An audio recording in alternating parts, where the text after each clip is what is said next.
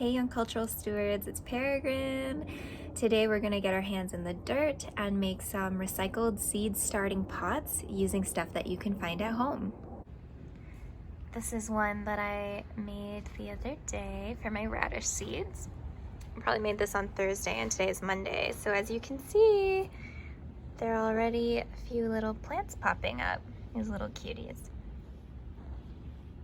As an artist, I am really inspired by nature, and I believe that there is so much that we can learn from plants and from other more than human life on Earth if we just lean in and listen. Gardening is one way that I have been trying to get connected with the earth. I live in Chicago, and so and I'm a renter, and so I don't have a lot of space to plant things. But I have found some creative solutions, and so I'm excited to share some of this with you today. I also want to say, just as a side note, that I'm not a professional gardener, and so if you have any questions about growing specific plants that I don't cover in this video, I would recommend that you just do another YouTube search and find somebody else who will be able to answer those questions for you.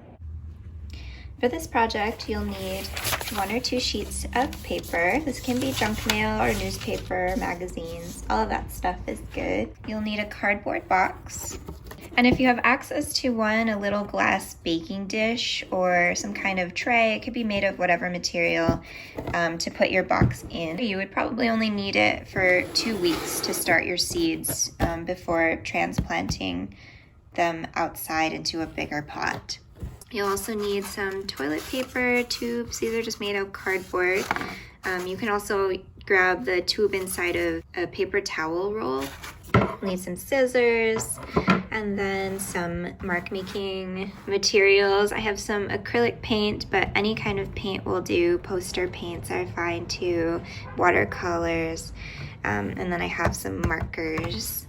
And if you don't have paints or markers, you can also use even more of the junk mail and the newspapers and the magazines, rip and snip those up, and then make a pretty sweet collage later on. And lastly, you'll need some seeds. I'll be planting carrots and some potting soil, which you can get from a hardware store or a garden supply store. Let's get started. First, roll up your sleeves, shake all the wiggles out. Take a deep breath in and let it out. Nice. Grab your cardboard box and we're going to cut the top flaps off of your box. We're going to use these later, or we'll use one of these later.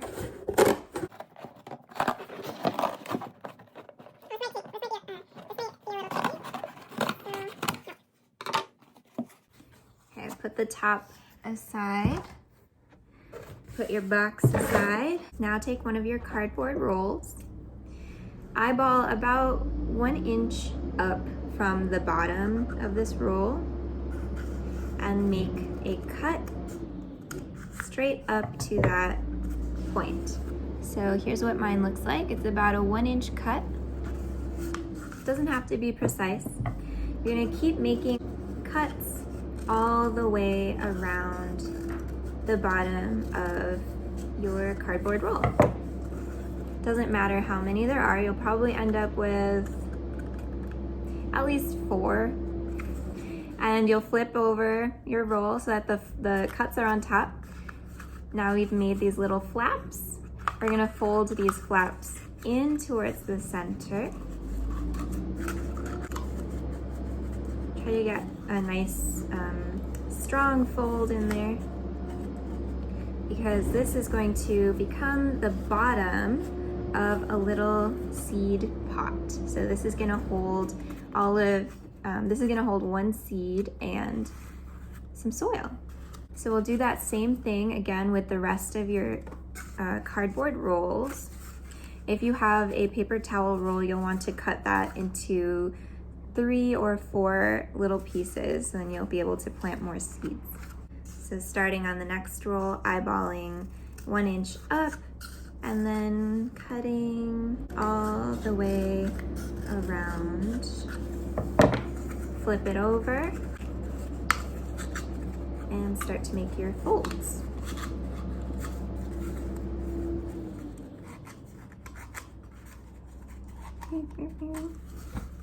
Oh, so that's what the bottom looks like.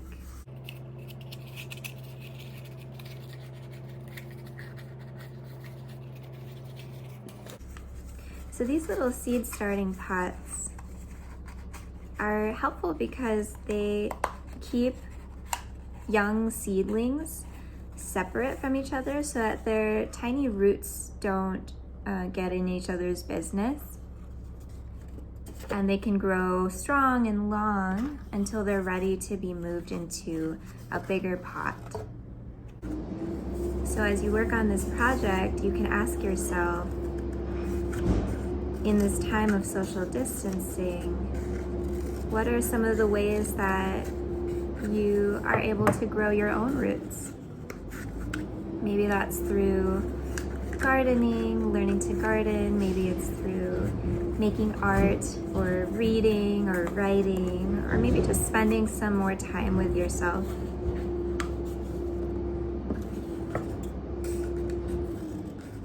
Okay, so I've tossed all of my cardboard rolls inside of my box, and now I'm going to take one of the cardboard flaps that I cut off my box earlier, use this one, and design a little label for my seeds.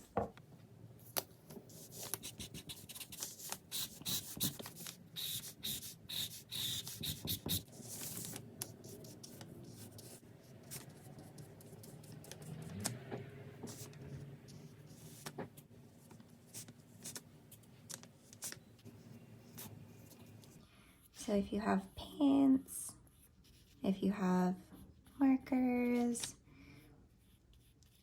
if you want to, at this point, turn your label, your sign into a little collage, you can do that. Just use whatever materials you can find at home. It can be really fun to think of creative ways to use the supplies that you have available to you.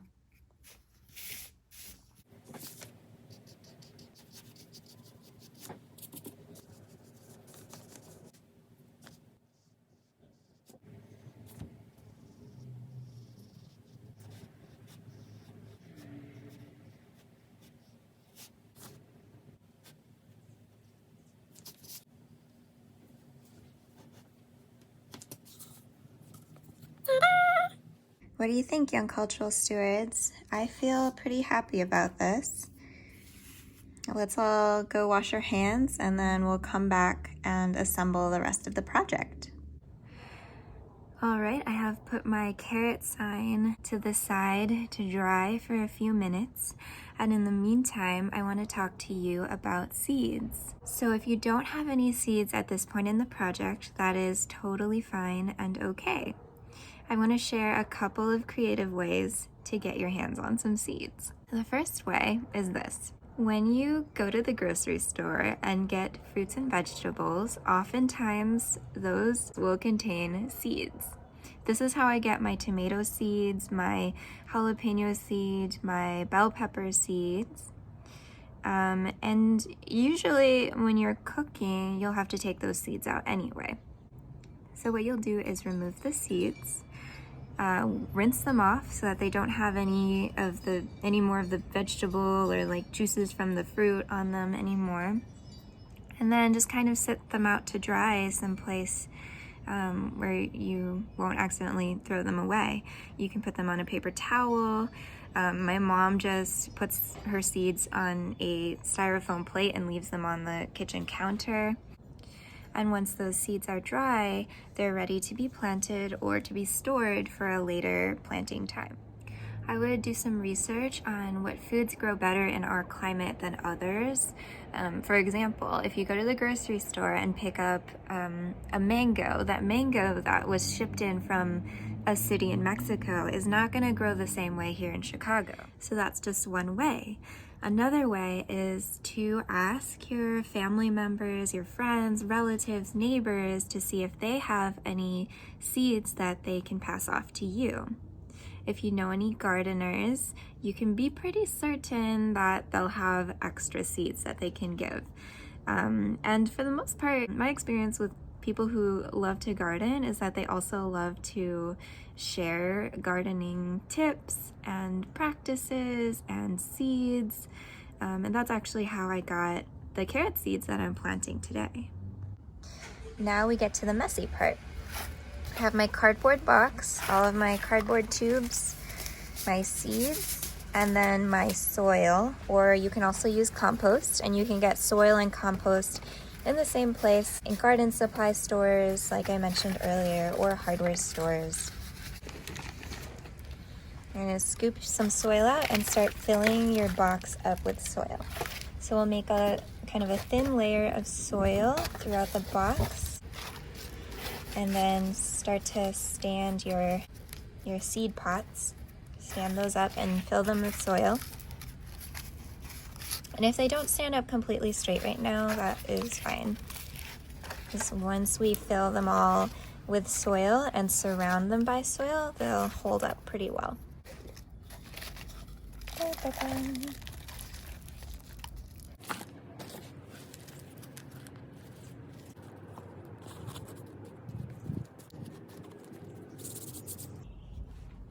Okay, so once you have filled that all the way up, you can plant your seeds. Check the back of your seed packet for growing instructions, or if you have a little packet like mine where you don't have growing instructions, do a quick search online.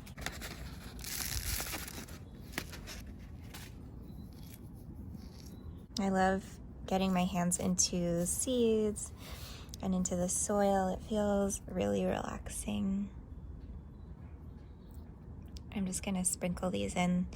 And these carrot seeds are so small that they're not gonna need to go really far down into the soil. So I'm just patting them down enough so that they don't get swept away by the wind. I also sometimes sprinkle some seeds just to the side, outside of the tubes, just as an experiment. Because why not? Okay, I'm gonna pat these all down.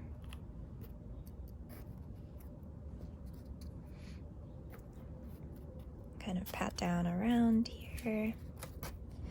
You can prep the soil by taking some water and sprinkling it all around the soil with your fingers. Or if you have a spray bottle, I just got this from a dollar store. That works really well for distributing water, just enough water so that your seeds don't get soaked.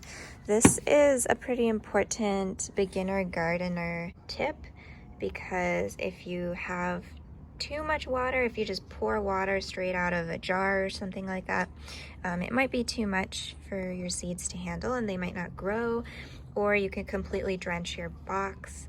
There could be mold that grows in your setup, things like that.